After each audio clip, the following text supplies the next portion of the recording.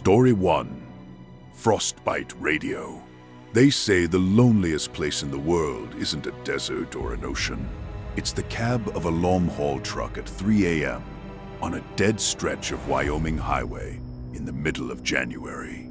For 5 years, that had been my world.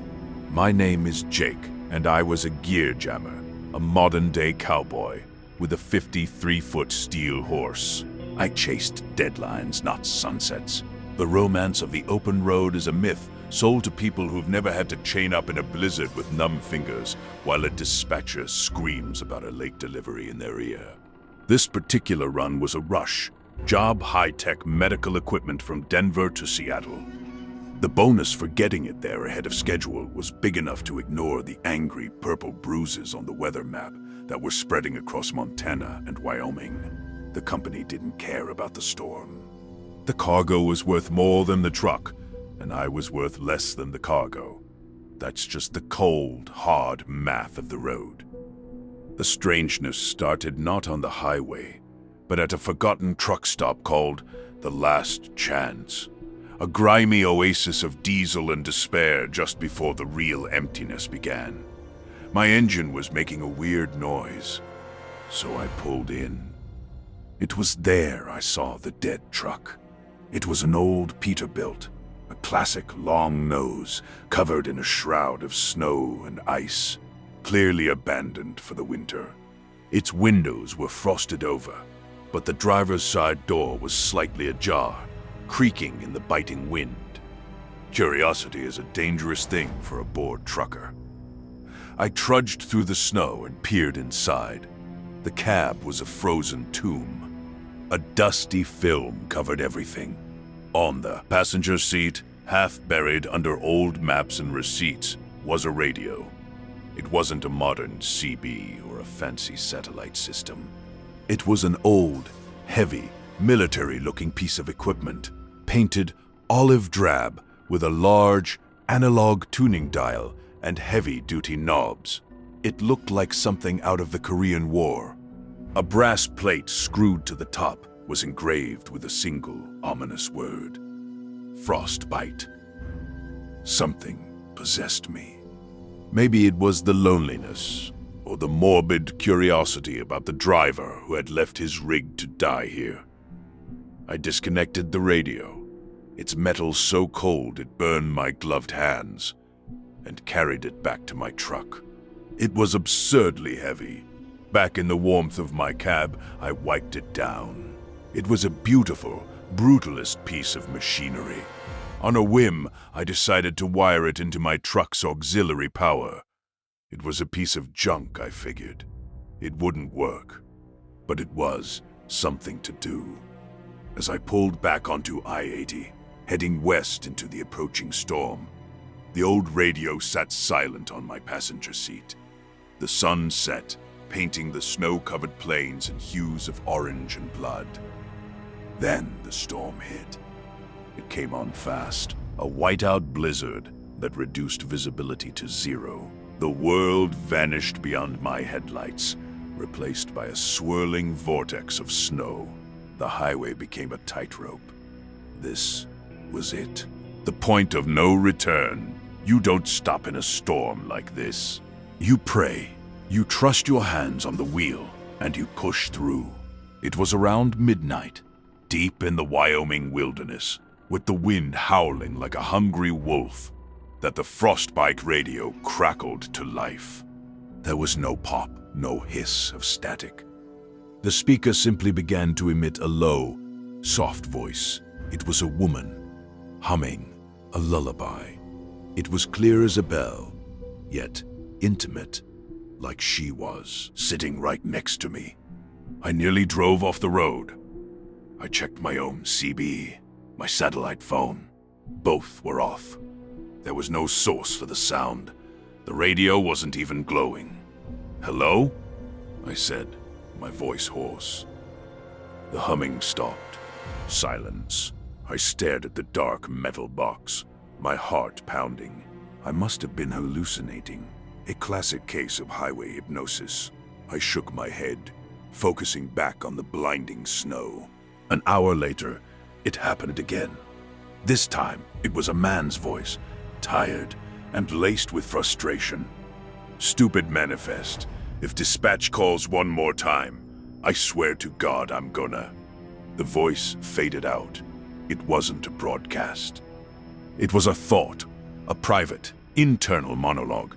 I twisted the big analog dial on the frostbite. As I turned it, I moved through a landscape of human consciousness. Each click of the dial was like stepping into someone else's mind. Click. A young woman, her thoughts a jumble of fear and prayer. "Should have stayed in Cheyenne. Please, God, just let me get to Laramie." Click. An older man, his thoughts a low grumble of physical pain. "Damn arthritis. This cold gets right in the bones. Wonder if Mary fed the dog." Click. A torrent of pure, undiluted road rage from a trucker stuck behind a snowplow 20 miles ahead. The frostbite wasn't a radio. It was some kind of psychic receiver, and the extreme cold, the atmospheric pressure of the blizzard, was acting as a giant antenna. It was picking up the thoughts of every other lonely, terrified soul out here on this frozen stretch of asphalt. I was no longer alone in my cab. I was in a crowded room of silent screams. It was terrifying, but it was also intoxicating. I was a god, tuning into the private miseries of my fellow travelers. For a while, I just listened. I felt a strange, voyeuristic connection to these disembodied minds. We were all part of the same tribe, the tribe of the White Line, all trapped in the same storm. Then, I tuned into a new channel. It was different. There was no voice, no thoughts, just a sound. A rhythmic, chittering, clicking sound, like ice cracking under immense pressure, or 1,000 frozen insects skittering over glass. It was a cold, alien, and deeply predatory sound. It made the hairs on my arms stand up. I quickly turned the dial. Click. Back to the young woman praying to get to Laramie. Her thoughts were more frantic now. "It's so cold, feels like the heater's broken. What's that noise?" Out on the ice, behind her thoughts, faint but clear, I could hear it. The clicking, the chittering. My blood turned to ice. This thing, whatever it wasn't just a signal. It was out there with her. I frantically twisted the dial, trying to find her again. But her channel was gone. There was only silence. A cold, sick dread began to creep up my spine. The frostbite radio wasn't just a receiver. It was a switchboard, and something was using the lines to hunt. I tried to turn the radio off. The power knob wouldn't budge.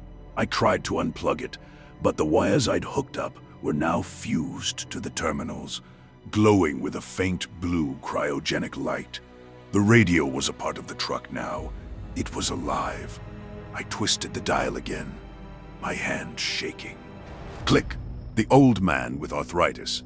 Feels like the whole truck is freezing up. Strange. Looks like someone standing on the side of the road up ahead. So tall and thin. Then, behind his thoughts, the clicking began. Closer this time. Louder. Why is he just standing there in the snow? He's not moving. Oh God. Oh God, he's coming. His channel went dead. I understood then. The entity, this winter predator, was drawn to the radio signal. It was a beacon. It was drawn to the broadcast of human loneliness, fear, and despair. And the frostbite was amplifying it, turning every trapped vehicle into a lighthouse for a monster that hunted in the storm. My own channel was mostly quiet, just a low hum of professional focus and baseline anxiety.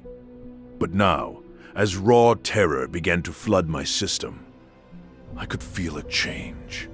My own signal was getting stronger, and I knew, with absolute certainty, that it would hear me, that it would come for me.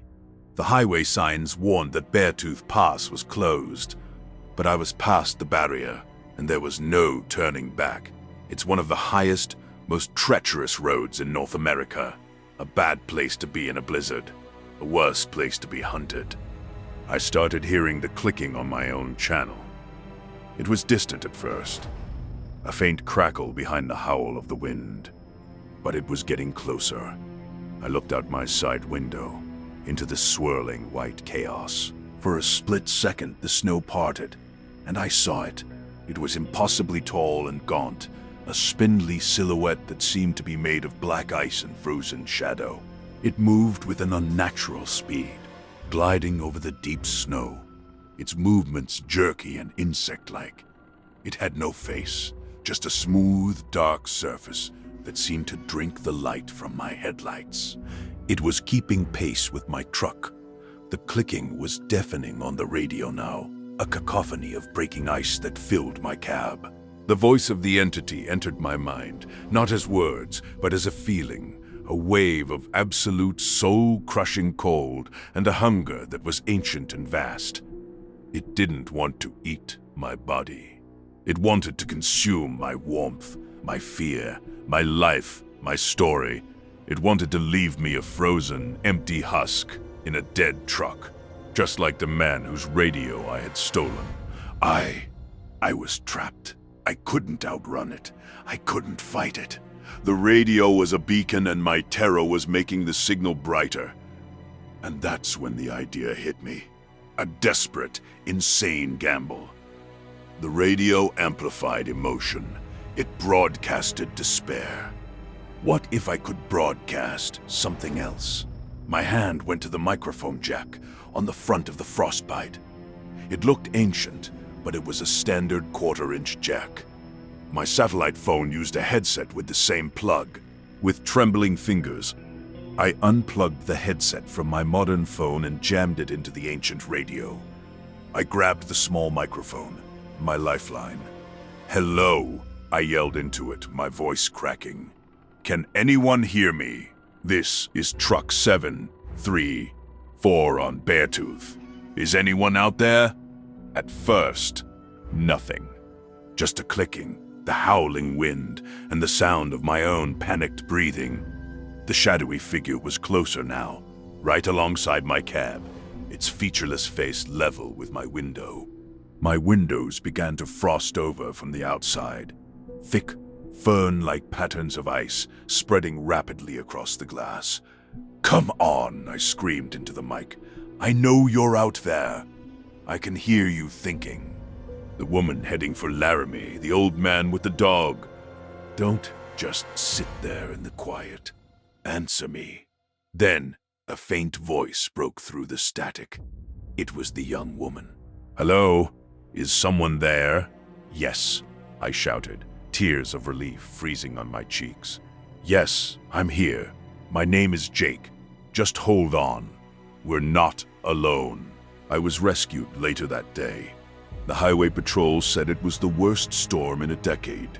They found dozens of stranded vehicles, but everyone was alive. The first thing I did when I got back to a town was rip the Frostbite radio out of my truck. I didn't sell it. I didn't try to understand it. I drove to the nearest deep-water reservoir, and I threw the heavy metal box into the freezing depths. I quit my job. I couldn't face the silence of the road anymore. I work in a noisy warehouse now, and I love every chaotic, beautiful decibel. But sometimes, on the coldest winter nights, when the wind howls just right, I can still hear it.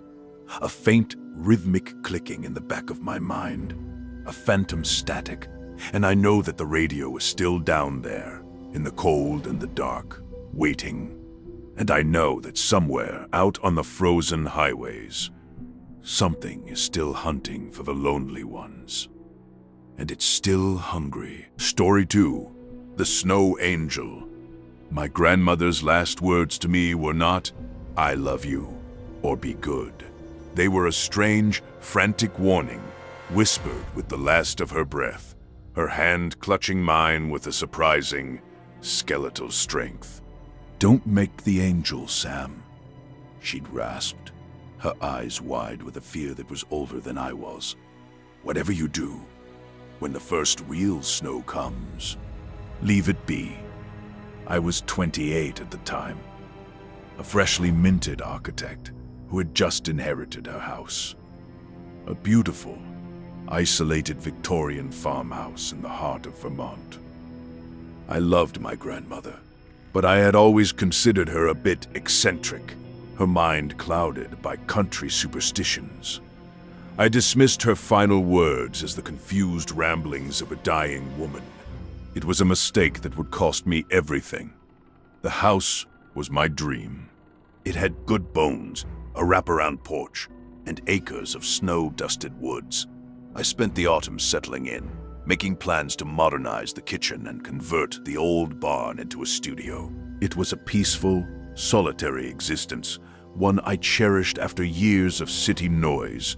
I felt my grandmother's presence everywhere, in the scent of dried lavender in the closets and the worn patches on the floral armchair by the hearth. The first true snow arrived in mid-December.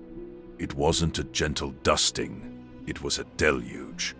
A thick, silent, impossibly white blanket that fell for a full day and night, burying the world. When I woke up on the second morning, the landscape was pristine, a perfect, untouched canvas under a brilliant blue sky. The silence was absolute. Not a single bird, not a breath of wind. I stood on the back porch, a mug of hot coffee warming my hands, and felt a surge of childish delight. The snow in the sprawling backyard was deep, smooth, and utterly perfect. And then I remembered a half-forgotten memory from my early childhood, from the last time I had visited the farm as a boy. My grandmother and I, bundled in coats, out in this very yard. She was showing me how to make a snow angel. "You have to make the first, one of the winter, Sammy." Her voice echoed in my memory. "It's tradition. It welcomes the good spirits and keeps the bad ones away." Her last words, her warning, came back to me then, but they felt distant and nonsensical. Her memory of the tradition felt stronger, warmer. It felt like a way to honor her, to connect with her spirit in this house she had loved. It felt like the right thing to do. Smiling, I walked down the porch steps and into the deep snow. I found the perfect spot in the center of the yard, took a deep breath of the frigid, clean air, and fell backwards, my arms and legs outstretched. The snow cushioned my fall like a cloud. I lay there for a moment, looking up at the perfect blue sky, feeling a profound sense of peace. Then, I began to move my arms and legs, carving out the familiar shape of a snow angel. The rhythmic swoosh-swoosh of my limbs in the powder was the only sound in the world. When I was done, I carefully stood up, trying not to disturb the impression. It was perfect. A flawless angel etched into the snow, its wings spread wide. I felt a pang of love for my grandmother and the simple, beautiful traditions she had passed down. I went back inside, my heart full. The unease began after sunset. The house, usually so comforting, felt different, colder. The familiar creaks and groans of the old structure sounded less like a house settling and more like something shifting, stretching. I was sitting by the fire reading a book when I first heard the sound. A soft, scraping noise from outside, like branches dragging against the side of the house. But there were no trees close enough to the house to make that sound. I went to the back window and looked out. The yard was bathed in the cold blue light of the moon. My snow angel was still there, a dark, hollowed-out shape in the otherwise perfect snow. As I watched, a gust of wind blew a skiff of loose powder across the yard. The scraping sound came again, closer this time. I scanned the edge of the woods, my heart starting to beat a little faster. Nothing. Just the deep, dark shadows of the pines. I tried to dismiss it as my imagination, but the feeling of being watched was undeniable. I felt like a specimen under a microscope. I double-checked the locks and spent the rest of the night with the lights on, jumping at every groan of the house. The next morning, the scraping sound was gone. I felt foolish for my paranoia. It was just an old house in a new season. But when I looked out the back window, a chill that had nothing to do with the temperature ran down my spine. My snow angel was gone. The entire yard was a smooth, untouched blanket of white, as if I had never been out there. There were no footprints, not mine from the day before, not anyone else's. The snow was as pristine as it had been when I first woke up. It was impossible. The angel had been deep, carved from almost a foot of snow. It couldn't have just vanished. I spent the day in a state of high anxiety, trying to rationalize what I had seen. Had the wind filled it in? No. The air was dead still. Had it snowed again overnight? No. The sky had been clear, and the snow on the roof and porch was unchanged. My mind kept circling back to a single, terrifying thought. Something had erased it. That night, the scraping sound returned. It was louder this time, more insistent. It wasn't just outside anymore. It was on the porch. Then, I heard a sound that made my blood freeze. A soft, delicate tapping on the window pane of the living room. The one that looked out onto the backyard. Tap, tap, tap. I was paralyzed with fear, unable to move from my chair. The tapping continued, rhythmic and patient. It was followed by a faint, whispering sound, like dry leaves skittering across ice. My grandmother's frantic final words screamed in my mind. Don't make the angel. Leave it be. What had I done? What tradition had I actually taken part in? Slowly, forcing my trembling legs to move, I crept towards the window. I told myself it was just a branch, that the tapping was just ice cracking. I needed to see. I needed to prove my rational mind right. I reached the window and, taking a sharp, steadying breath, peered through the frosted glass. There was something standing on my porch. It was tall and unnervingly thin, its form hazy and indistinct, as if made of blowing snow and moonlight. It had no discernible features, no face, no eyes. But the worst part, the part that broke my sanity, was its shape. It had the vague, ethereal outline of an angel. Two long, graceful wings seemed to curve from its back, though they didn't look like they were made of feathers, but of jagged shards of ice. It was a grotesque parody of the shape I had made in the snow. As I stared in horror, it lifted a long, spindly arm and tapped on the glass again. Tap, tap, tap. It was calling for me. I stumbled back. A scream caught in my throat. I fled to the deepest part of the house, the old stone cellar, and locked the door. I spent the night huddled in the dark, listening to the scraping sounds moving around the house, the gentle tapping on every window, a polite, relentless invitation from the thing I had apparently summoned. The sun brought no relief. The tapping stopped, but I knew it was still out there, waiting. I was a prisoner in my own home. I couldn't call for help. The phone lines were down, a casualty of the heavy snow. My car was buried under a 3-foot drift.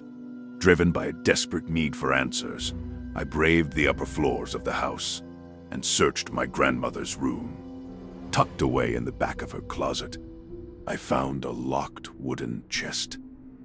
I smashed the lock with a fireplace poker. Inside, beneath layers of old, moth-eaten linens, was not a family Bible, but a different kind of record. A series of old journals dating back generations. It was the same spidery script from Hezekiah Blackwood's book in the other story, but this was a different branch of the family, a different pact.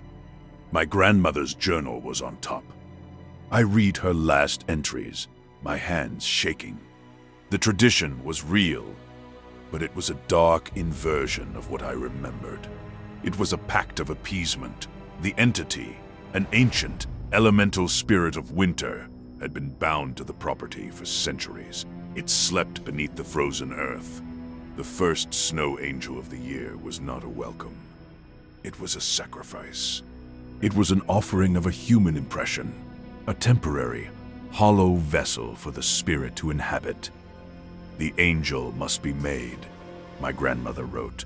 It is a promise.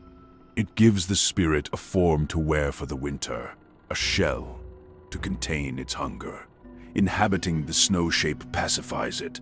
It wanders the woods, a cold, empty thing, but it leaves the house alone. It is the price we pay to live on this land. My blood ran cold as I read the next line. But the pact is strict. The angel must be left untouched. It must be allowed to melt. You want your angel, I screamed, my voice raw with terror and grief.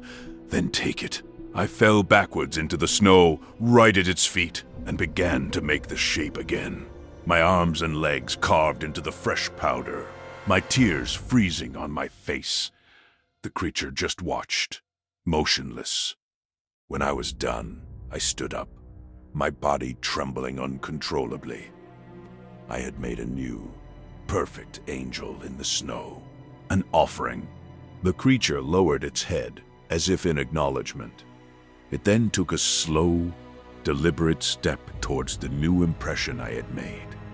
It paused, and then it lay down, its ethereal form collapsing and sinking into the shape in the snow, fitting into it perfectly. For a moment, there was a blinding flash of pale blue light. The snow angel on the ground began to glow from within. Then, the light faded. The creature was gone.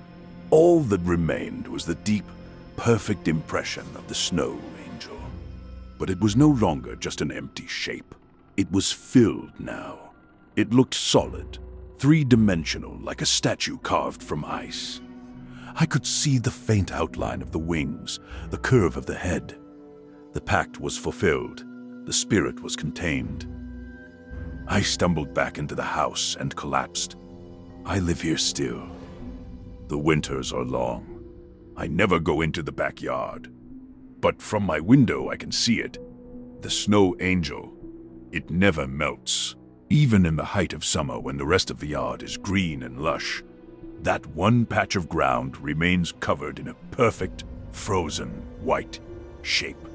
It is a permanent scar on the landscape, a constant reminder of the pact, and of the price of my survival.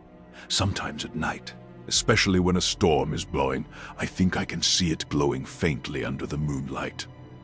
I am the new caretaker of this land. My job is to watch the angel, to make sure no one ever disturbs it. I live my grandmother's life now, a lonely, quiet existence. I have honored her memory, but I have also inherited her prison. And I know that as long as that angel lies in my yard, I will. Story 3, The Ice Storm Audits. My job is the epitome of modern isolation. I'm a remote forensic accountant, which means I spend 10 hours a day in a silent room, sifting through the digital ghosts of dead companies. I trace phantom assets, follow labyrinthine money trails, and expose the quiet, devastating crimes of white-collar crooks. My name is Elias, and my only real co-worker is a blinking cursor on a screen. I chose this life. The quiet, the order, the lack of human drama, it suited me.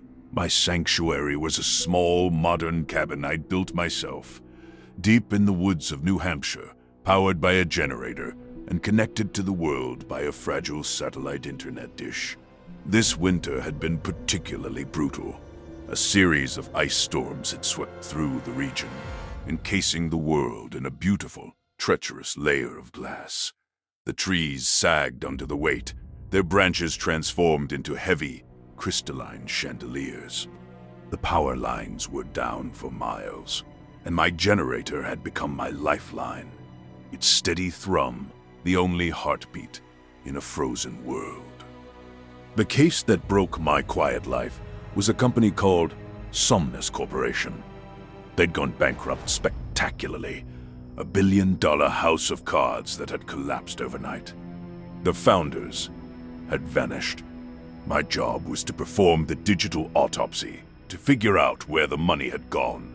The company's servers were a chaotic mess of encrypted files and booby-trapped directories, but I was good at my job. After a week of relentless work, I found a back door. It wasn't in the financial records. It was in the old inter-office communication logs, specifically the audio files. For some reason, Somnus had recorded every internal call, every meeting, every rambling voicemail, thousands of hours of corporate chatter. I wrote a script to transcribe the audio to text, hoping to find keywords related to my investigation. The first anomaly appeared on a Tuesday. My script flagged a single, corrupted audio file. It was from the final week before the company collapsed. The file was labeled audit_3am_session_winter. When I tried to play it, all I got was a wall of harsh, grating static. But my transcription software had managed to pull a few fragmented words from the noise. Cold, can't feel my listening, always listening. I dismissed it as a corrupted file, nothing more. But then I found another, and another. All from the last few days of Somnus Corp. All labeled audit session. All containing nothing but static and a few terrified, disjointed words. In the ice. Don't look at the shape. It's wearing his. My professional curiosity was piqued. This wasn't financial fraud. This was something else. I decided to try and clean up the audio myself, using advanced spectral analysis software. It took hours to filter out the layers of static. Finally, I was able to isolate a single clear track from the first file. It was the voice of a man whispering, his breath ragged with terror. "It's not in the numbers," he rasped. "We thought it was in the numbers, a ghost in the machine. But it's not. It's in the silence between the numbers. It's in the spaces. It came with the storm." Suddenly, his voice pitched into a scream of pure, unadulterated horror. The scream was followed by a sound that made my blood run cold. It was the sound of ice cracking and splintering, impossibly loud, as if happening right next to the microphone. Then, silence. I sat back, my own cabin suddenly feeling intensely cold. What the hell was this? Some kind of elaborate prank left behind by a disgruntled employee. I worked late into the night, cleaning up the other audio files. They all told the same fragmented story. A group of internal auditors at Somnus, working late during a winter storm, had discovered something. Not a financial crime, but an entity. A glitch, they called it at first. A presence that lived in their network. It manifested in the static of their phone lines, in the flicker of their monitors. The final file was from a woman. Her voice was the calmest, which made it the most terrifying. "It's an auditor," she said, her voice a low, clinical whisper. "It audits us. It looks for discrepancies. Not in the finances. In us. In our minds. It looks for the lonely ones. The ones who work too late. The ones who listen to the silence.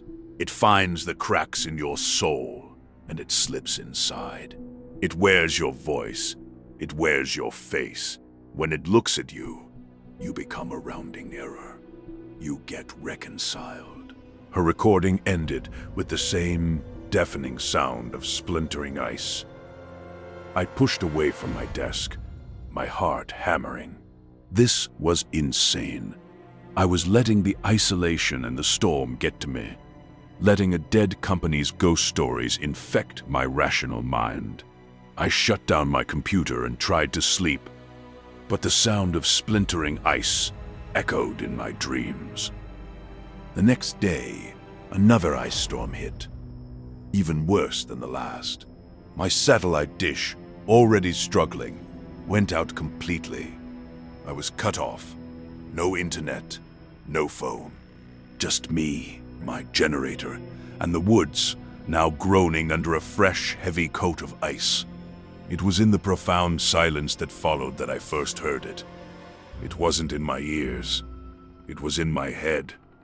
A faint, high-frequency static, like a phantom. Radio tuned to a dead channel. I shook my head, trying to clear it, but the static remained. And within the static, I could hear whispers, faint, fragmented words, like the ones from the Somnus files.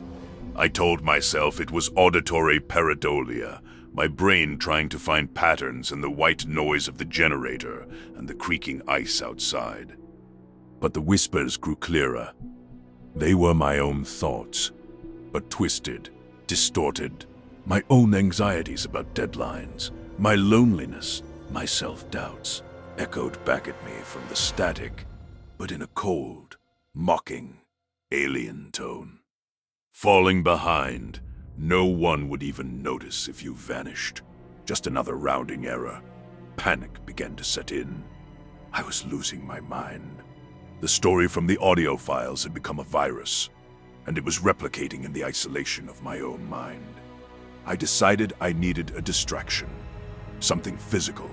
I pulled on my heavy winter gear and went outside, intending to clear the ice from the path to my generator shed. The world was breathtaking and terrifying. Every single surface was coated in a thick, clear layer of ice. The trees were magnificent, monstrous sculptures. The air was dead still. As I worked, chipping away at the ice with a shovel, I noticed something strange. The ice wasn't just on the trees and the ground. It seemed to be growing, forming strange, unnatural patterns. On the side of my cabin, the thick ice had formed a shape that looked disturbingly like a large, unblinking eye. On the frozen surface of the nearby creek, the cracks in the ice had spread into a complex circuit board-like pattern. I was staring at the pattern on the creek when I saw my reflection. I looked tired, scared, but as I watched, my reflection began to change. Its features softened, blurred, then resolved into a different face, a face I recognized from the Somnus Corp employee directory. It was the face of the man from the first audio file I had cleaned. My reflection smiled at me, a dead, empty smile, and then its mouth opened, and from my own reflected throat came that deafening sound of splintering ice. I scrambled back, falling onto the frozen ground, my mind reeling. It wasn't just in my head anymore. It was outside.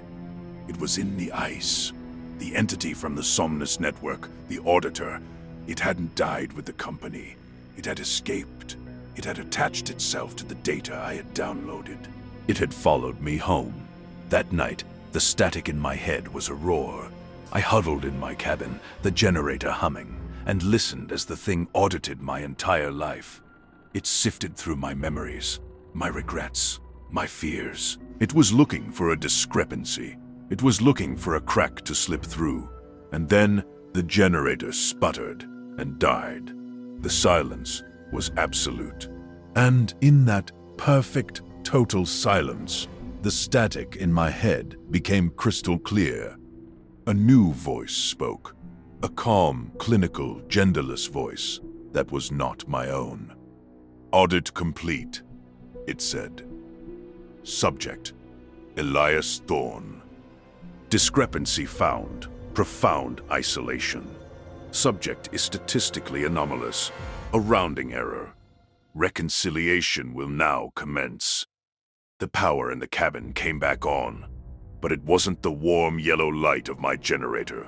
It was a cold, sterile, blue-white light emanating from the screen of my computer, which had turned on by itself. On the screen was a single line of text, commencing reconciliation. Then, every screen I owned, my laptop, my monitors, my phone, Even the tiny digital display on my coffee maker flashed to life. They all displayed a single terrifying image, my own face, but it was frozen, pale, and covered in a fine layer of digital frost.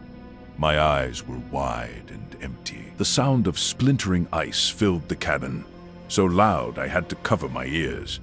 It was coming from everywhere at once. I looked at the window.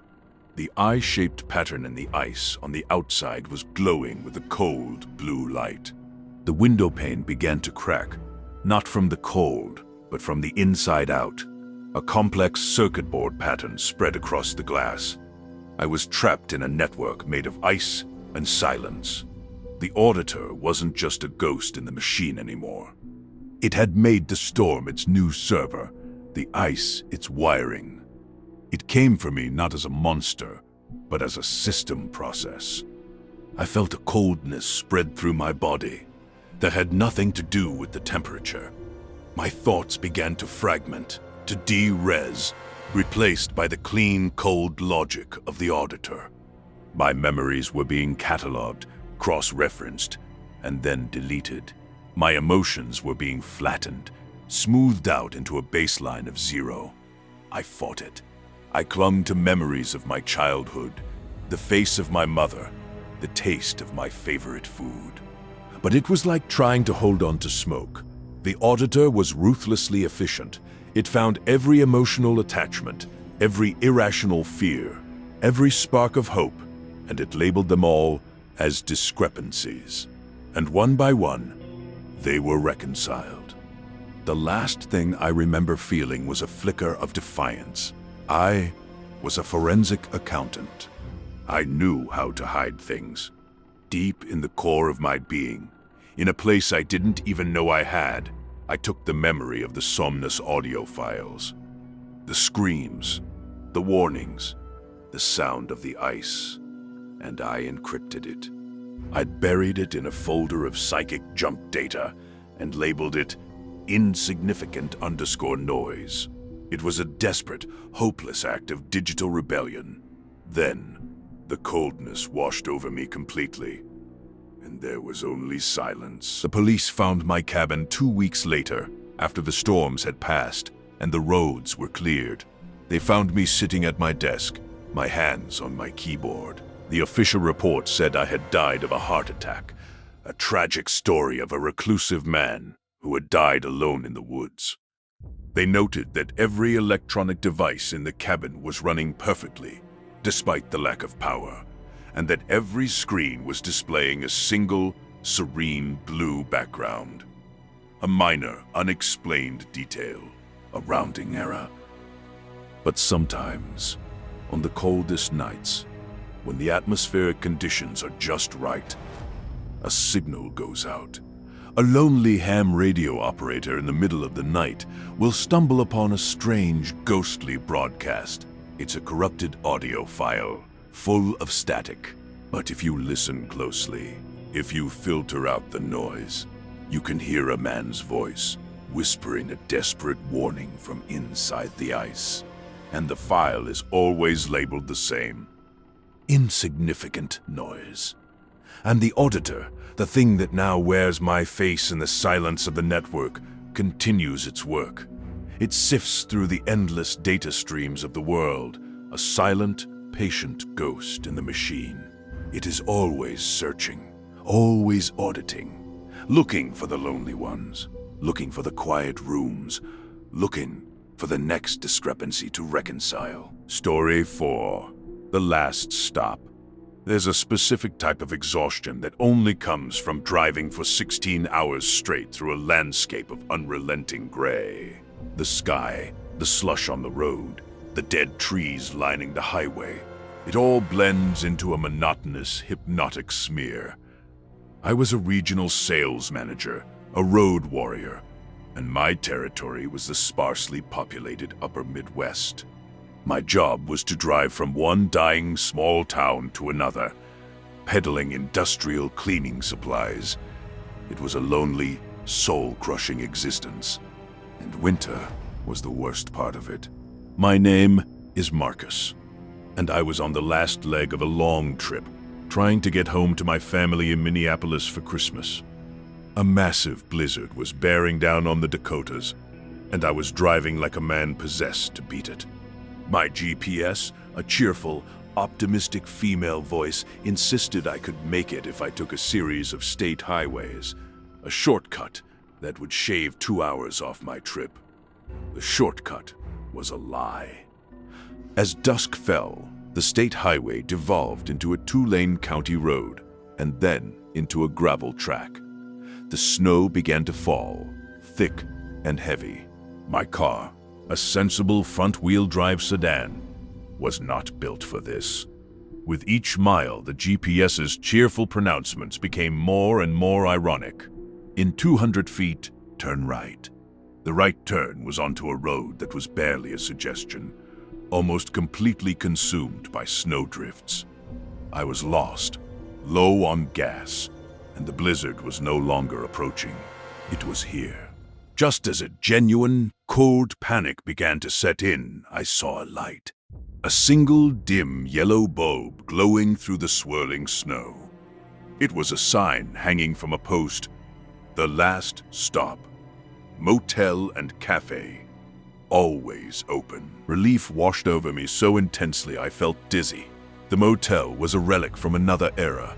A low-slung, U-shaped building that looked like it had been plucked from a 1950s postcard and left to rot. Only a few of the windows were lit.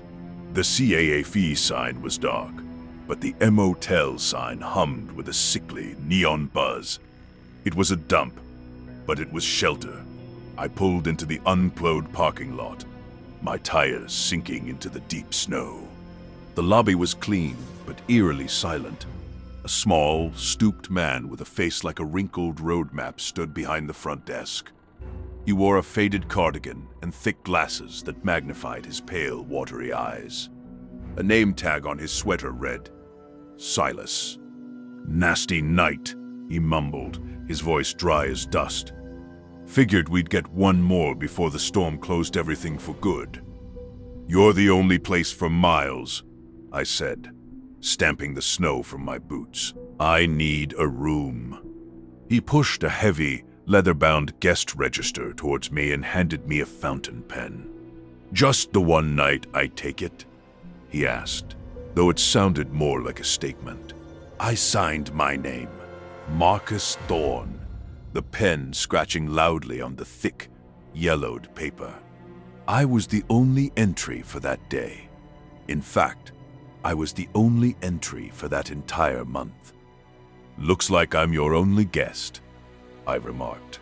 Silas gave a slow, strange smile. "We get who we get. Room 7. End of the hall." He handed me a real, physical key attached to a heavy brass fob. Room 7 was basic. A bed with a lumpy mattress, a small writing desk, a television that looked older than I was, and a single window that looked out onto the swirling white chaos of the storm. The room was cold, but the radiator in the corner was rattling and hissing, promising eventual warmth. The strangest thing was the art. On the wall above the bed was a single framed photograph. It was an old black and white picture of a family, a man, a woman, and 2 small children, standing in front of a car. They were smiling, but the photo was faded and slightly out of focus, giving them a ghostly, ethereal quality. Exhausted, I stripped off my wet clothes and collapsed onto the bed. The last thing I remember was the sound of the wind howling and the radiator hissing like a cornered snake. I awoke with a start. The room was pitch black and freezing cold. The radiator was silent. The power was out. I fumbled for my phone on the nightstand. The battery was dead. Of course, I lay there in the dark, listening. The wind had died down. The silence was absolute. A heavy, smothering blanket. Then I heard a new sound. It was coming from the next room, room 8. It was the sound of a woman weeping softly. My first thought was that I wasn't the only guest after all. Silas had made a mistake. The sound was so full of grief, so raw, that I felt a pang of sympathy. But as I listened, the sound began to change. The weeping was interspersed with soft, whispered words. I couldn't make them out, but the tone was one of desperate pleading. Then came another sound. This one from room 6, on the other side. A man's voice, low and angry, muttering curses under his breath. It was followed by the sharp, distinct sound of a glass being slammed down on a table. I sat up in bed, my skin crawling. Who were these people? Why hadn't Silas mentioned them? The walls of the motel were paper thin.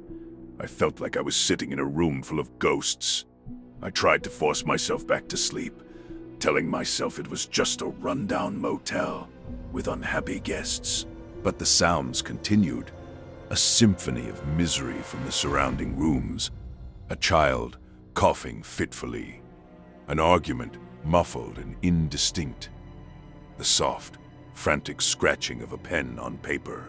It was as if I was surrounded by people trapped in the last, desperate moments of their lives.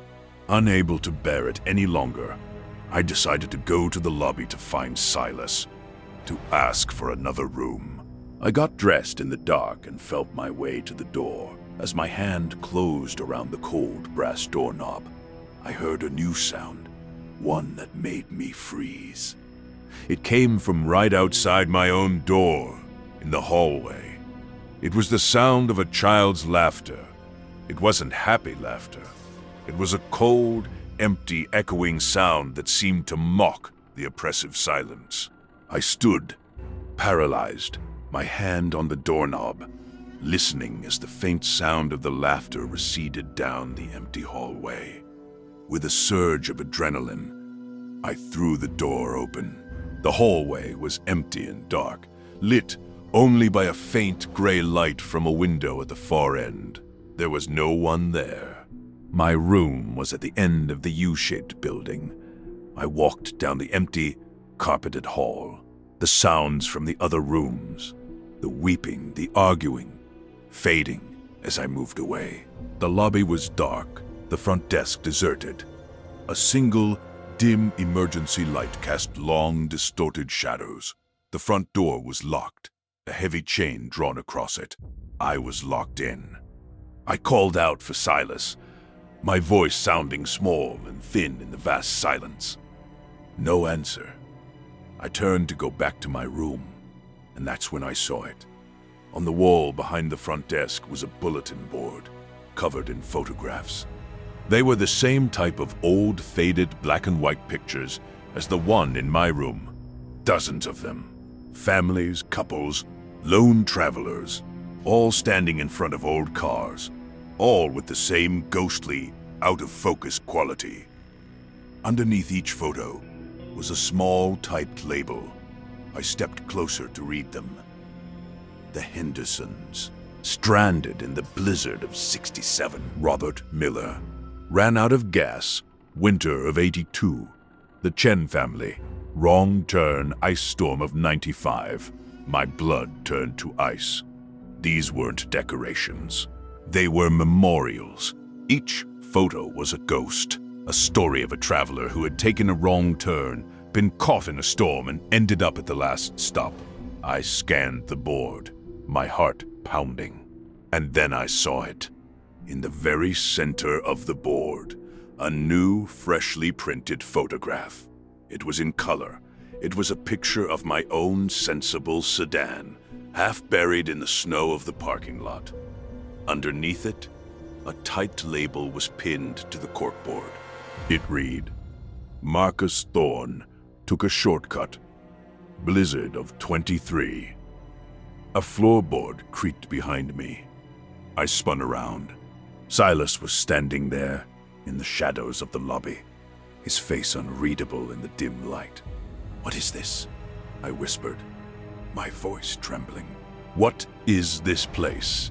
It's just what the sign says, Silas said, his voice a dry rustle. It's the last stop for people like you, the ones who push too hard, who ignore the warnings, the ones the storm claims. Am I dead? The question felt absurd, but the evidence was screaming at me. Silas gave his slow, strange smile. Dead?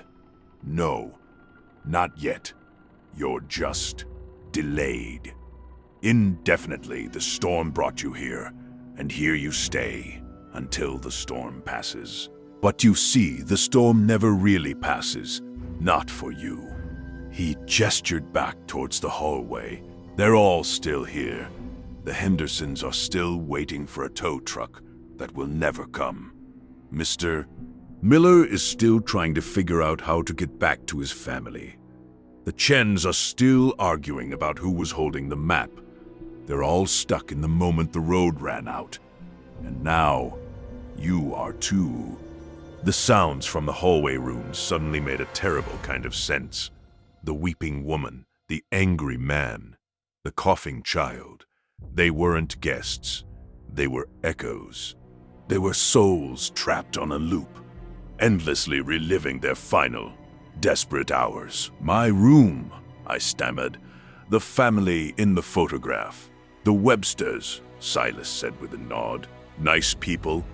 They were in that room when the carbon monoxide from their car's exhaust seeped in during the storm of '78. They just went to sleep and never woke up. They're still sleeping. Quiet neighbors for the most part. My room. I was sleeping in a tomb, but I'm not like them. I pleaded, my mind scrambling for a way out. I'm awake. I'm talking to you. I can leave. I lunged for the front door, rattling the heavy chain. Let me out. There is no out, Silas said, his voice patient, as if explaining something to a child. The road you were on doesn't exist anymore. This place, it's a pocket. A fold in the map. It catches the ones who fall off the edge. He stepped closer, and for the first time, I could see his eyes clearly in the dim light. They were old, ancient, and filled with a terrible, weary sadness. I was the first, he said softly. My horse and buggy broke an axle in the winter of 1888. I found this place, or maybe it found me. I am the caretaker. My job is to check the guests in, to put up their pictures, to welcome them. The horror of it was absolute. This wasn't a motel, it was a collection, and Silas was its eternal lonely curator. So what now?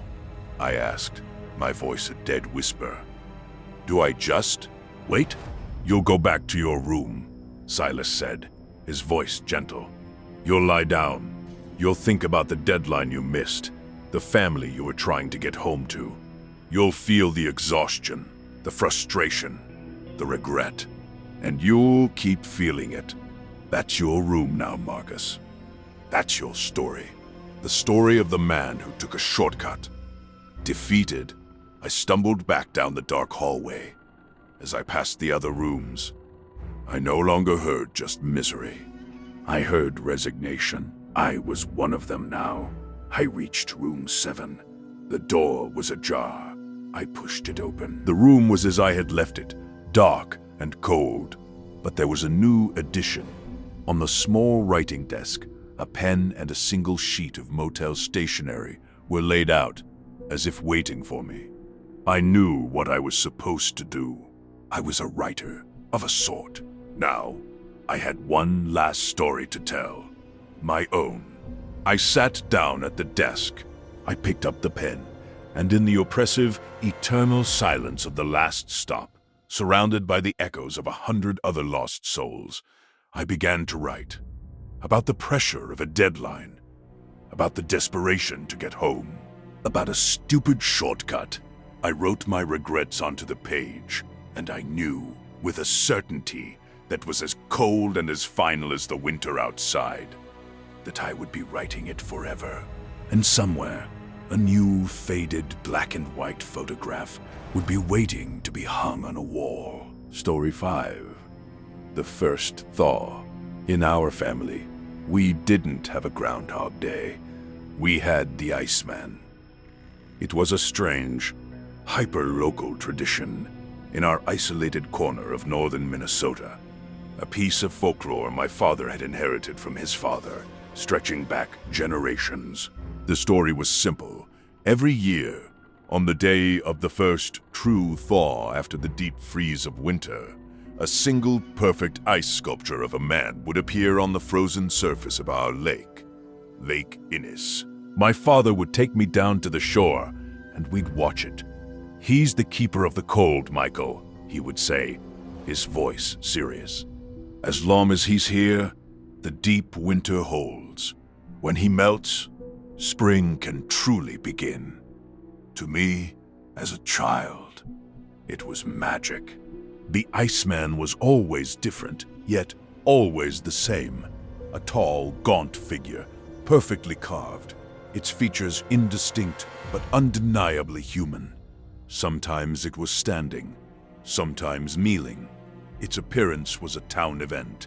People would come from miles around to see it, to take pictures, to marvel at the natural phenomenon. The official explanation was some unique combination of wind patterns and pressure cracks on the lake, a geological quirk. But our family knew better. We didn't just observe the Iceman. We were its custodians. The tradition had a darker side, a rule my father impressed upon me with a solemnity that bordered on fear. "You must never touch him, Michael. Never get too close. And you must never ever be the last person to leave the shore when he appears. You observe, and then you leave. You let the town have him." I grew up, went to college, and moved to Chicago to become a structural engineer.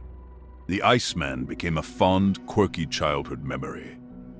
When my father passed away from a sudden heart attack one February, I was forced to return to the old house on the lake to settle his affairs. The grief was a heavy, suffocating blanket, made worse by the oppressive silence of the Minnesota winter. I spent a week sorting through my father's life, a quiet existence documented in fishing logs and receipts from the local hardware store. In his bedside table, I found a small leather-bound journal. It was my grandfather's. Its pages were filled with my father's familiar handwriting. He had continued the journal after my grandfather died. It wasn't a diary. It was a logbook. A logbook for the Iceman. The entries were chillingly precise, spanning over 60 years. Each entry recorded the date of the first thaw, the time the Iceman appeared, and a brief description of its posture. But the final entry for each year was always the same. It was a name. Clara Mills, 1958. John Peterson, 1972. Sarah Ann Miller, 1994. I recognized the names. They were people from the town or the surrounding area who had vanished during the winter. Their disappearances were local tragedies, unsolved mysteries. They'd gone out hunting, or their car had broken down, and they were never seen again, lost to the vast, unforgiving wilderness. According to my family's logbook, every year for 60 years, a person had vanished on the same day the Iceman appeared. My father's last entry was from the previous year. It described the Iceman kneeling, its head bowed, and then a name, Elias Vance. I remembered the flyers in the town post office. A young hiker who had gone missing in the state park. A cold, horrifying realization began to dawn. This wasn't a natural phenomenon. This wasn't a quirky tradition. It was something else entirely. Sudden heart attack one February. I was forced to return to the old house on the lake to settle his affairs. The grief was a heavy, suffocating blanket, made worse by the oppressive silence of the Minnesota winter.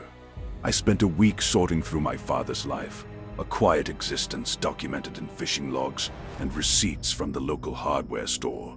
In his bedside table, I found a small leather-bound journal. It was my grandfather's. Its pages were filled with my father's familiar handwriting. He had continued the journal after my grandfather died. It wasn't a diary, it was a logbook. A logbook for the Iceman. The entries were chillingly precise, spanning over 60 years. Each entry recorded the date of the first thaw, the time the Iceman appeared, and a brief description of its posture. But the final entry for each year was always the same.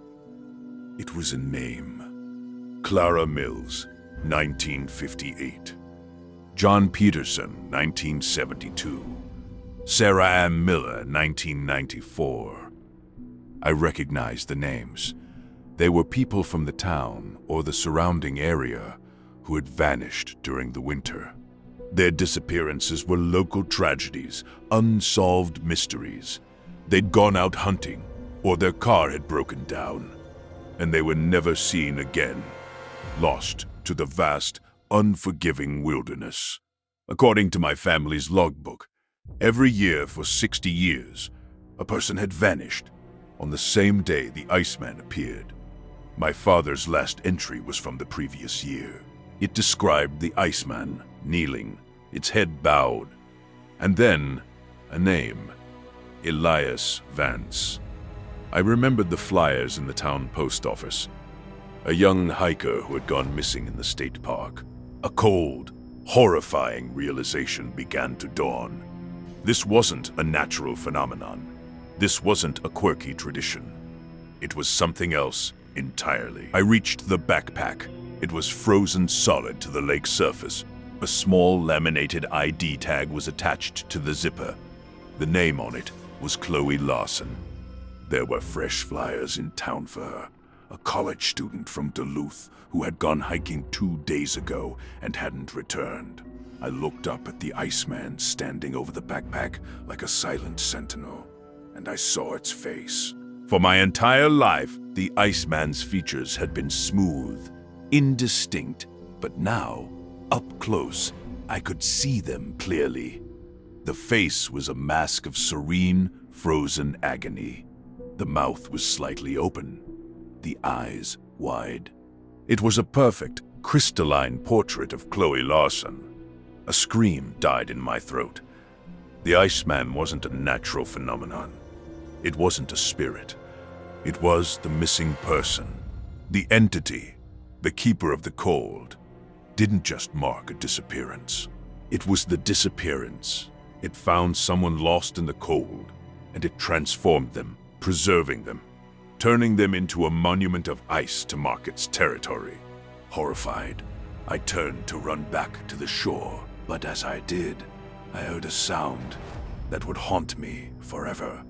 A soft, deep, grinding groan, like a glacier moving. It came from the sculpture.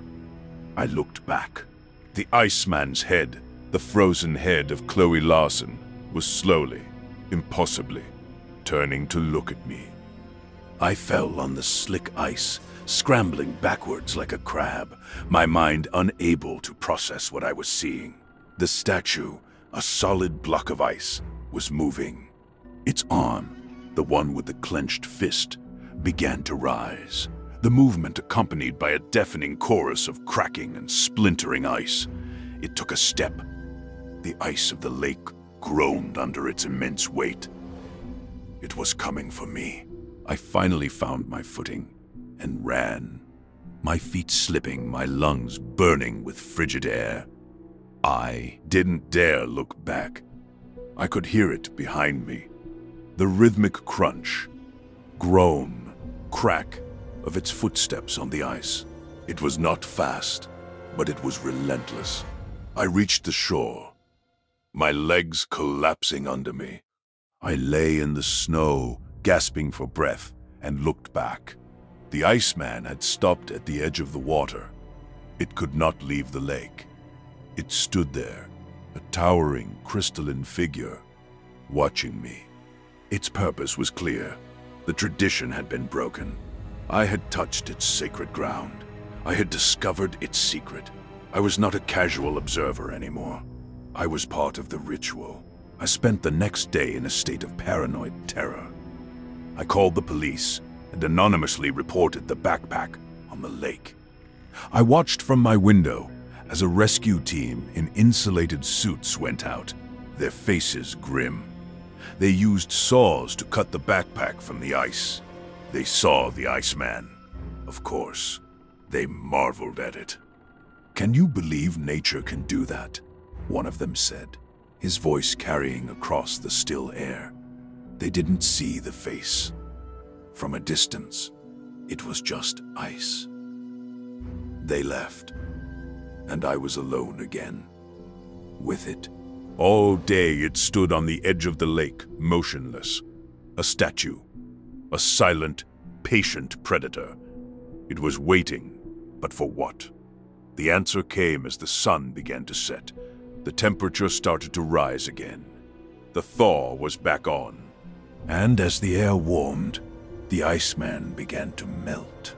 But it didn't just shrink or lose its shape. As the outer layers of ice began to drip away, the face of Chloe Larson softened, then dissolved, replaced by another older face I recognized from the town's history books. Then another, and another. The Iceman was shedding its skins. It was cycling through its previous victims, its previous forms. It was a living history of the town's sorrow. I watched, mesmerized and horrified, from my window. Faces I had only seen in old photographs flickered across its form. The hiker from last year, the farmer from a decade ago, a child from the 1950s. Each face was preserved for a moment before melting into the next. As the last of the sun's light faded, the Iceman had shrunk by half. It was no longer a towering figure, but the size of a man. And the face it wore now was the last one in the cycle. The original one. A gaunt, bearded man in 19th century clothing. The first name in my family's logbook. Hezekiah Blackwood's brother, who had supposedly vanished in a hunting accident. The first victim. The source of the curse. In the dark, the melting figure was just a shadow. But I knew it was still there. And I knew what would happen. The logbook had been clear. When the Iceman melts, spring can begin. But it wasn't a metaphor. The melting wasn't the end. It was a release. It released the entity, the cold, hungry spirit, back into the world to seek its next vessel before the deep freeze ended. My father and his father before him, they were not just observers. They were the guardians. Their job was to ensure no one interfered, to let the cycle complete, to let the entity claim a random soul lost in the wilderness. It was a terrible, passive sacrifice to keep the town, to keep our families safe. But I had broken the rule. I had stepped on the ice. I had involved myself. And in doing so, I had offered myself as a new, better sacrifice. A sacrifice tied to the land, to the house. A permanent custodian. I didn't sleep. I sat in the dark, watching the lake. Around midnight, the temperature dropped again. A final, vicious snap of cold. The dripping stopped. And then I saw it. A faint, pale light moving from the lake shore up the path towards my house. It wasn't walking, it was flowing. A river of phosphorescent cold. It reached the porch and seeped under the door. A creeping mist that chilled the air in the room to sub-zero temperatures. The mist coalesced in the center of the living room, rising, taking a familiar, gaunt human shape. It was no longer made of ice, but of pure, concentrated cold. A hole in the warmth of the world. It did not have a face. It did not need one. I could feel its ancient, predatory intelligence, its focus entirely on me. It had claimed its victim from the wild for a century, but I had presented it with a new opportunity, a permanent home, a willing or unwilling partner, a new Blackwood to anchor it to this place. It flowed towards me. I didn't run. There was nowhere to run. I felt the first touch of its impossible cold, a sensation that burned like fire. It was not a physical touch. It was sinking into me, filling the empty spaces, my grief, my loneliness. It was merging with me. The last thing I saw with my own eyes was the window, frosting over from the inside, a beautiful, intricate, fern-like pattern spreading across the glass. Now, I see the world through a different lens. I am the custodian. I feel the turn of the seasons, the deep slumber of the earth under the snow. My house is quiet, the town is safe. Next winter, there will be a thaw. A figure will appear on the ice. It will be beautiful. The townspeople will come and marvel. But this time, it will not be the face of a stranger. It will be the face of a man who loved this lake as a boy. A man who broke a promise. It will be my face, and I will stand there, a silent, frozen sentinel, the new keeper of the cold. And I will wait.